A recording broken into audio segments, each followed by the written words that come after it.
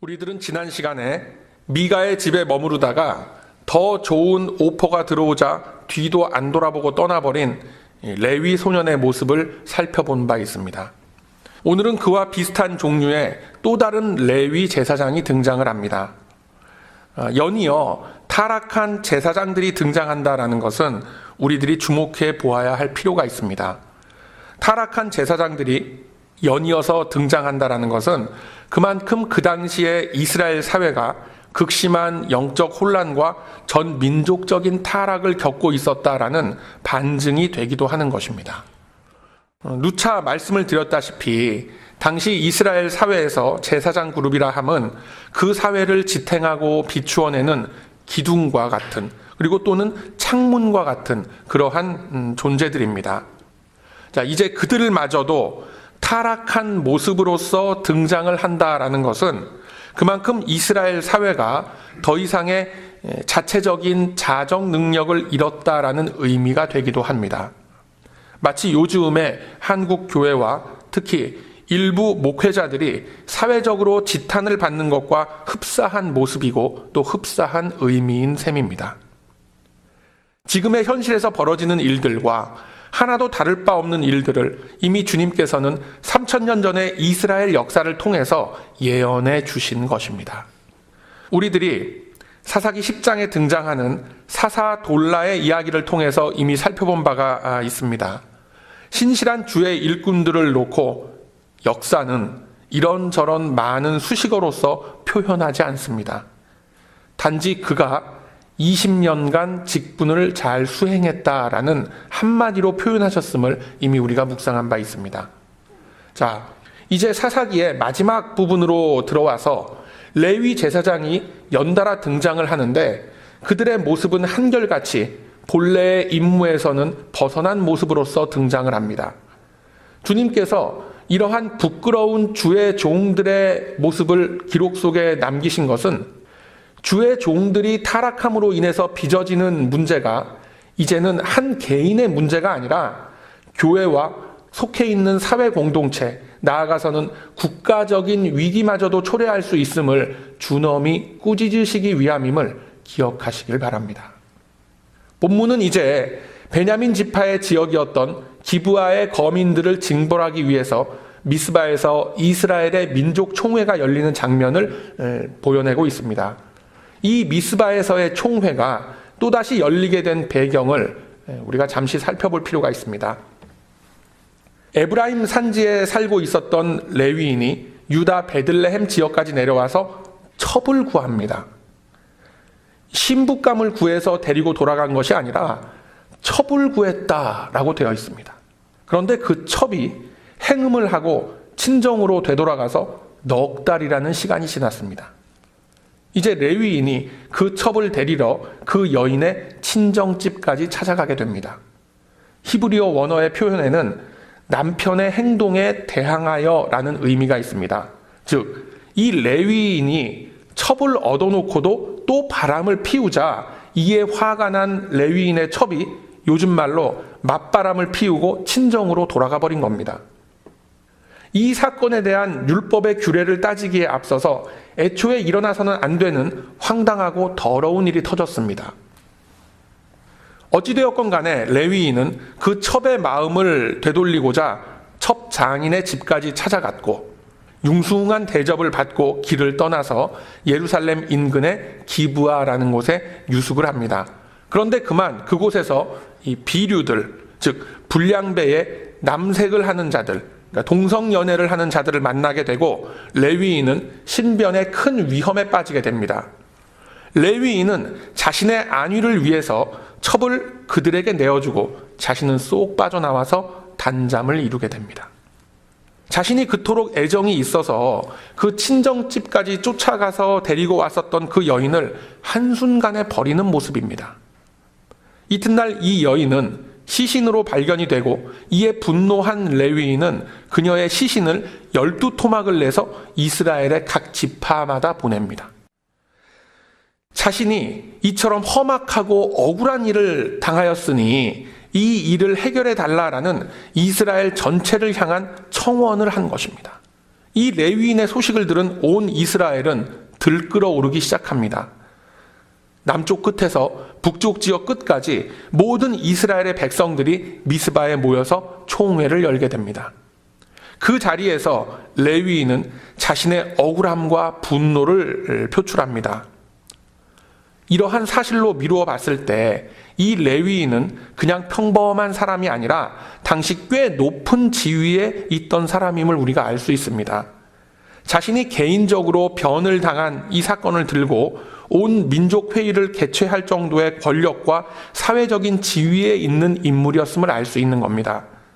그렇다면 레위인이 높은 지위에 있었다라고 했을 때 그 지위가 어느 정도였겠습니까? 못해도 대제사장급 정도는 되었을 것입니다. 그 정도 위치에 있는 사람이 애초에 첩을 두었다라는 것도 기가 막힐 노릇이지만 그가 민족의 회의장에 나와서 하는 얘기는 더욱 가관입니다. 이 레위인의 보고 내용을 보면 황당하기 이를 데 없고 매우 편파적입니다. 자신의 잘못은 전혀 없습니다. 레위인으로서 첩을 두고 살았음에 대한 통렬한 반성과 회개는 없는 것입니다. 오직 자신은 피해자이고 아무런 이유 없이 변을 당했을 뿐이다 라고 자기 하소연만 늘어놓고 있습니다. 그러면서 자신에 대한 동정 여론을 호소하는 것입니다. 이러한 레위인의 하소연을 들은 이스라엘은 기브아 거민들에 대한 분노와 베냐민 지파에 대한 비난의 화살을 마구 쏟아내기 시작합니다. 레위인이 당한 그대로 갚아줘야 한다면서 벌떼같이 들고 일어섭니다. 각 지파마다 총 인구의 10%에 해당하는 병력을 차출해서 연합군을 형성합니다. 총 인구의 10%면 남성 인구의 20%입니다. 남성 인구의 20%라면 어린이와 노인을 제외하고 한참 젊었을 때의 젊은 남성들이 대부분 포함되는 엄청난 파워의 그런 집단입니다. 즉 이스라엘 최정예 연합군을 동원해서 이제 기브아 거민들과 베냐민 지파를 징벌하겠다라고 나서는 겁니다. 이것이 오늘 우리가 나눈 본문의 배경이며 대략의 줄거리가 됩니다. 어떻습니까, 여러분? 하나님께서는 이 사건을 통해서 무엇을 말씀하시고 싶으신 걸까요? 우리들의 생각으로는 이러한 추악한 사건들은 그냥 덮고 지나가는 것이 더 덕이 될 것도 같은데 왜 이렇게 더러운 일들을 까발리시는가? 하나님은 단순히 도덕적 차원의 축첩 문제만을 지적하시는 것이 아닙니다. 하나님은 이 말씀을 통하여서 인간이라는 존재의 내면이 얼마나 계획적이고 복합적이며 또 자기중심적인지의 그 문제를 레위인과 이스라엘 백성들의 모습을 통해서 밝혀내시고 계신 것입니다. 이 레위인이 했던 잘못된 보고는 이 사건이 가지고 있는 본질적 의미를 퇴색시켜버렸습니다.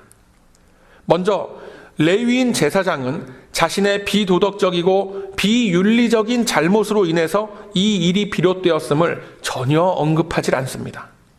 뿐만 아니라 당당하게 첩을 두었던 일까지 밝히고 있습니다.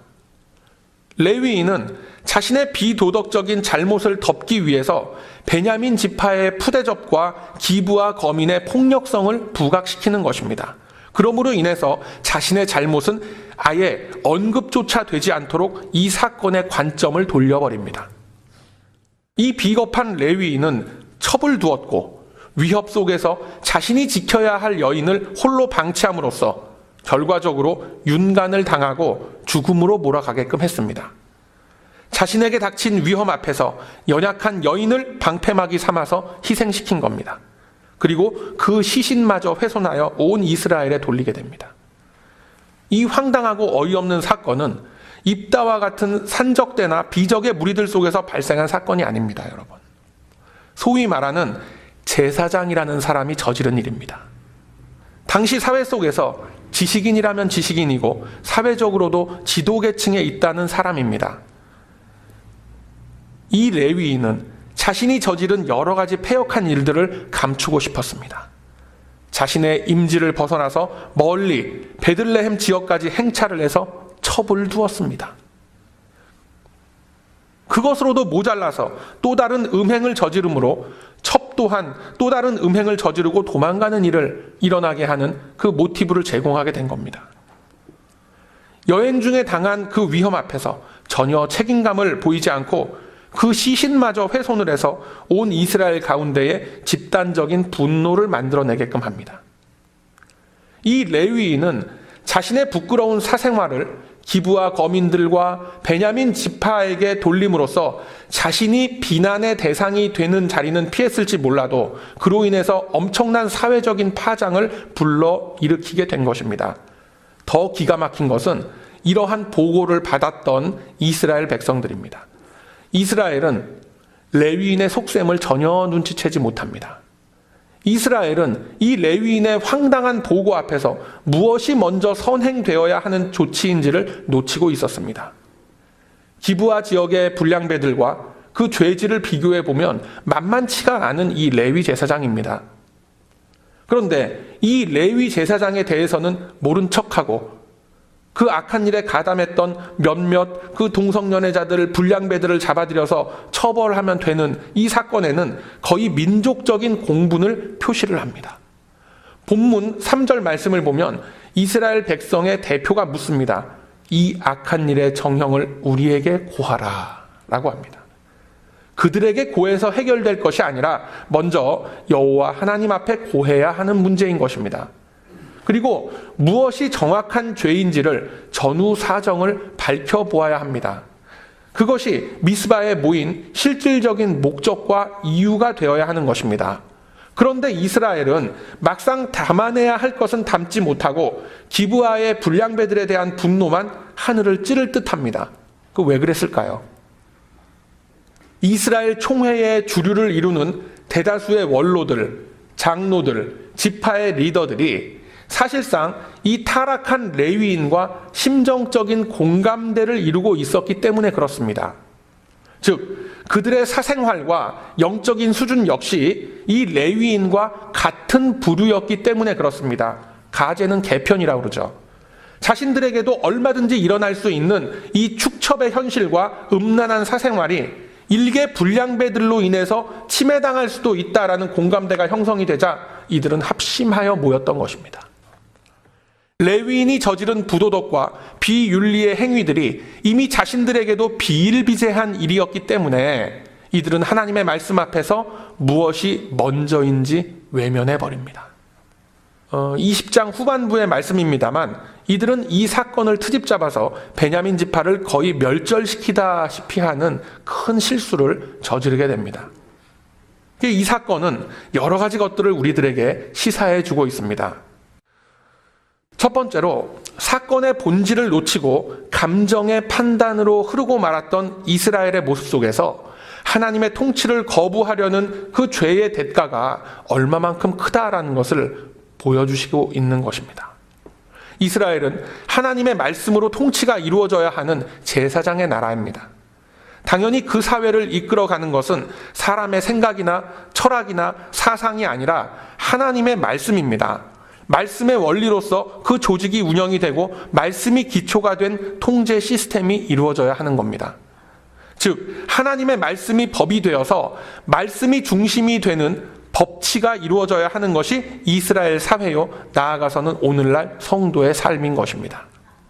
그러나 말씀을 따르지 않으니까 따를 수 있는 법이 없습니다.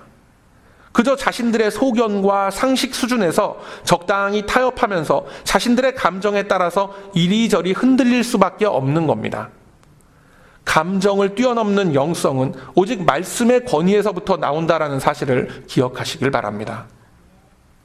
시시각각 변하는 사람의 감정으로는 한 사회는 고사하고 한 가정도 이끌어갈 수가 없습니다.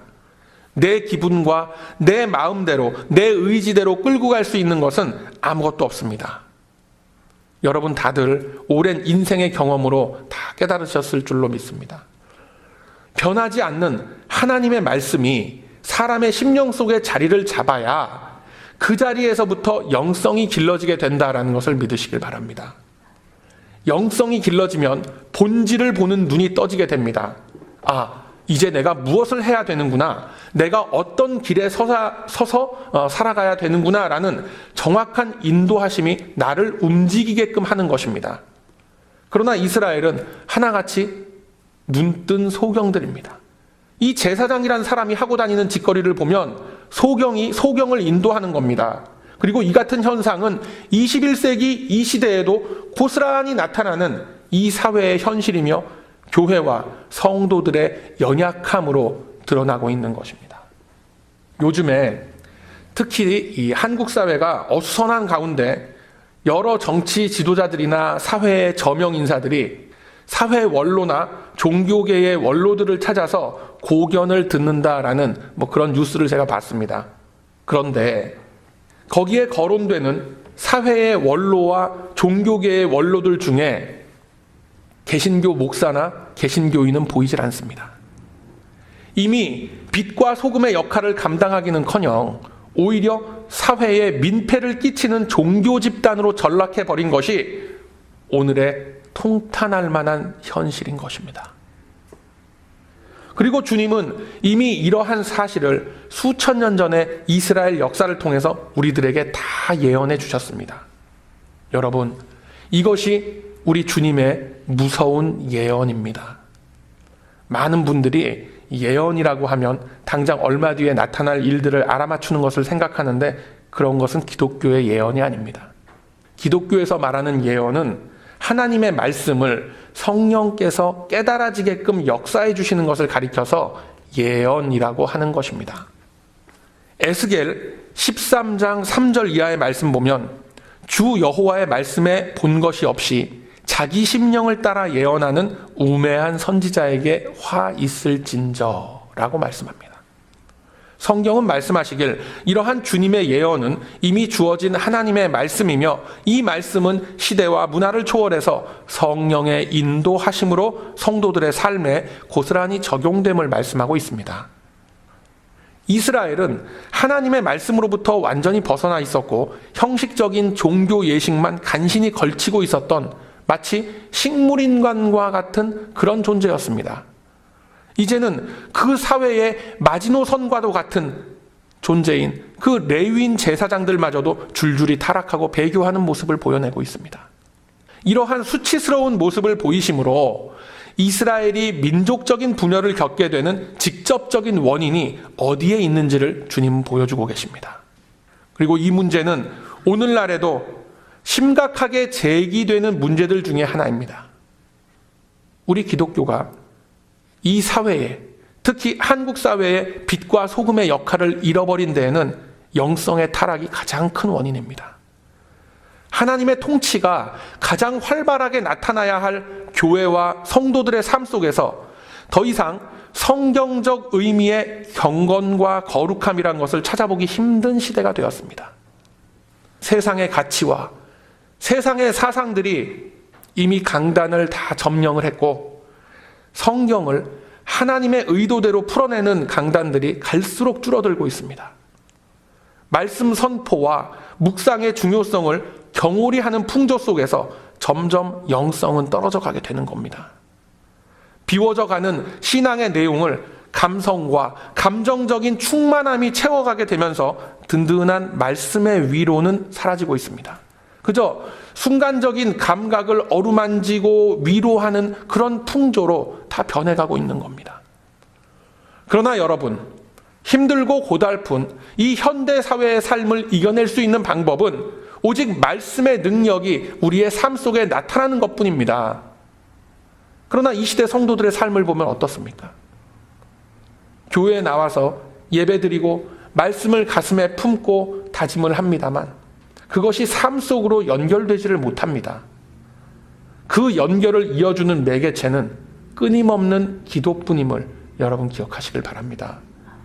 사사기의 시대나 이 현재의 시대나 신앙의 원리와 이치는 하나도 달라진 것이 없습니다.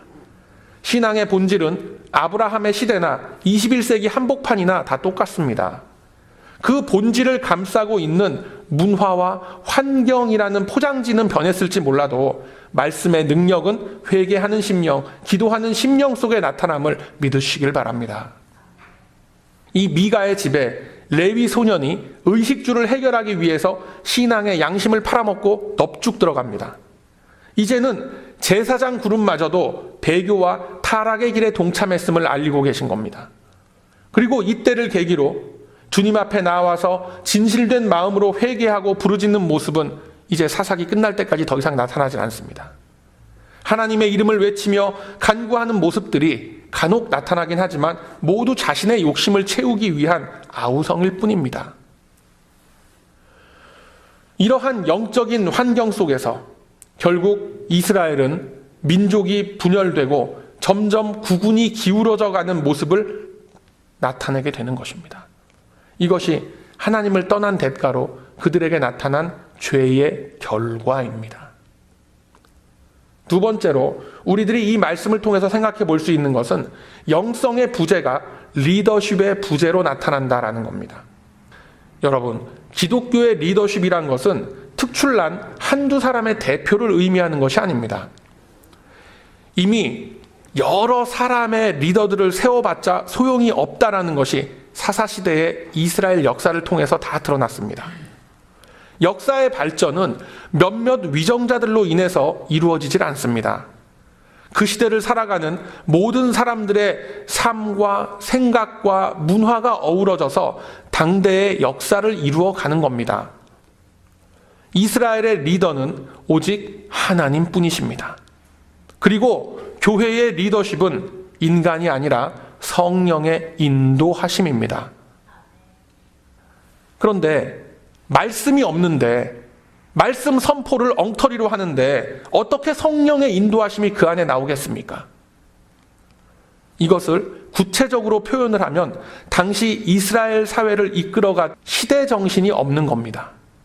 하나님의 말씀이 그 사회를 이끌어간다라는 것은 말씀이 바탕이 된 사상과 철학이 있어야 하는 겁니다.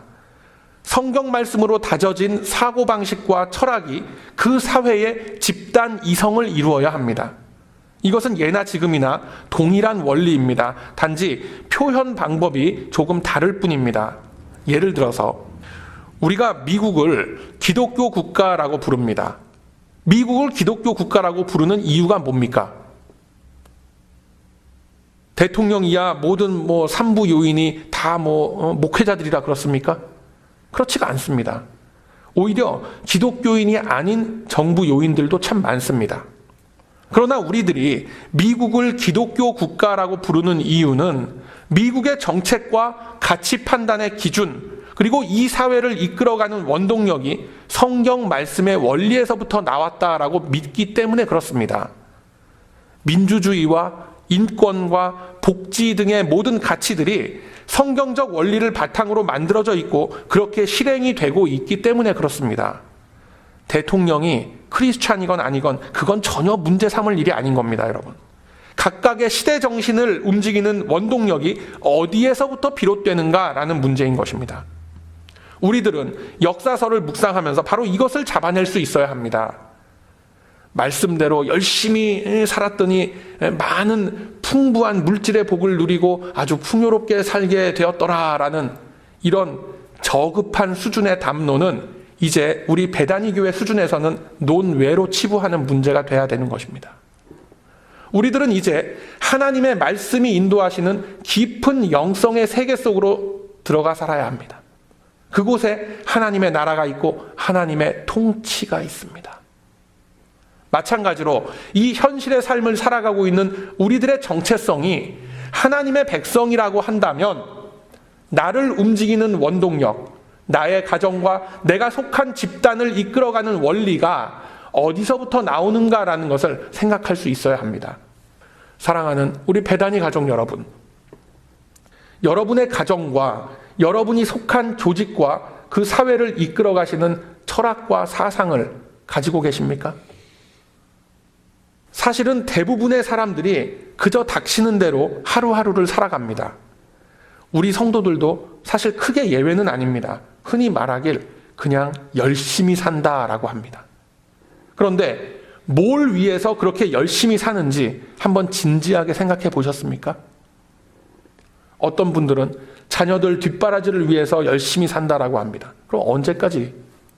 공부 다 마치고 출가한 다음에도 그렇게 살아가는 게 목적이 될 수 있겠습니까? 어떤 분들은 부모님에게 효도하기 위해서 내가 삽니다 라고 말을 합니다. 물론 좋은 이유지만 그러면 부모님들 다 돌아가시고 나면 같이 따라갈 겁니까? 또 어떤 분들은 내 인생의 성공을 위해서 나의 꿈을 이루기 위해서 투자하고 애쓴다라고 합니다. 그런데 대부분의 사람들은 무엇을 위한 나의 인생인지 무엇에 의한 성공인지에 대한 확실한 어떤 가치관과 이 사고가 자리 잡혀 있지 않은 것을 많이 봅니다. 대부분 사람들은 막연히 자신의 욕망 내지는 어떤 그 상대적인 우위를 점하기 위해서 말하는 그러한 성공을 이야기합니다. 특히나 우리 이민자들에게서 두드러지게 나타나는 현상들입니다. 다들 나름대로의 아메리칸 드림이란 것이 있습니다. 그런데 그러한 나의 욕망을 이루기 위한 그 길이 막히거나 위협을 받는다라고 느껴지면 어떻게 되죠? 분노합니다.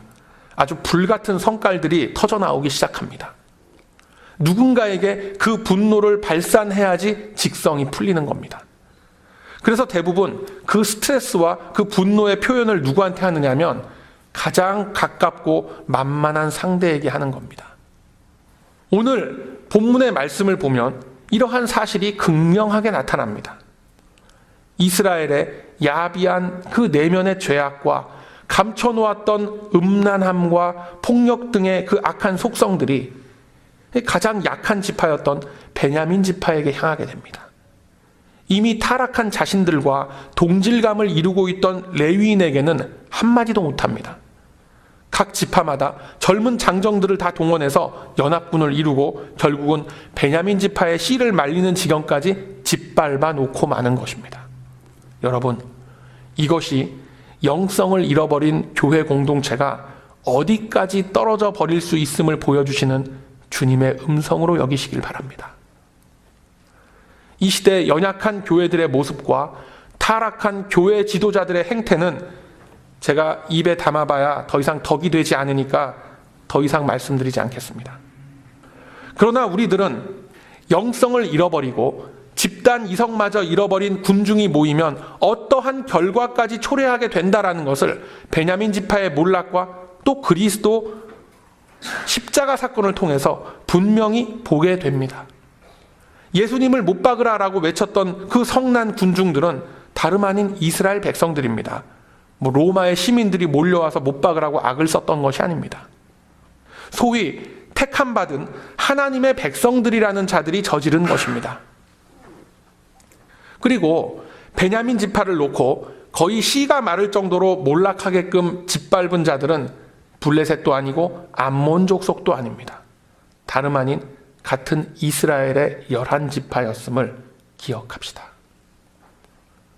이러한 어리석음이 이 시대를 살아가는 우리들에게도 동일하게 반복되고 있지 않은지 이 시간 겸손히 주님께 무릎을 꿇는 우리 모두가 되길 소망합니다. 우리의 마음속에 있는 죄를 회개하고 주님의 용서를 구하기보다는 나의 죄악을 감추려고만 했었고 나의 정욕을 이루기 위해서 형제와 또 교회 공동체를 핍박하고 힘들게 했었던 우리들의 모습들 낱낱이 주님 앞에 아뢰며 죄를 회개하시는 이 시간이 되길 원합니다. 말로만 부르짖는 사랑이 아니라 삶에서 실천해 나갈 수 있는 신앙의 모습이 되길 기원합니다. 형식적으로 반복되는 회개가 아니라 삶이 변화되는 우리 모두의 모습이 되시길 바랍니다. 겸손히 마음을 내려놓고 엎드리는 그 심령 가운데에 우리 주님의 크신 은혜의 역사는 내 자신과 내가 속한 모든 그 공동체 가운데에 변화를 일으켜 나아가실 것입니다. 그러하므로 이제는 우리 안에 감춰두고 있었던 모든 죄악의 쓴뿌리들을 찾아내서 말씀의 검으로 물리치시기를 소원하고 또 다짐함으로써 주님과의 귀한 화목과 진정한 치유를 이루어 가시는 저와 여러분의 복된 삶이 다 되시길 이 아침에 주님의 이름으로 축원드립니다. 아멘.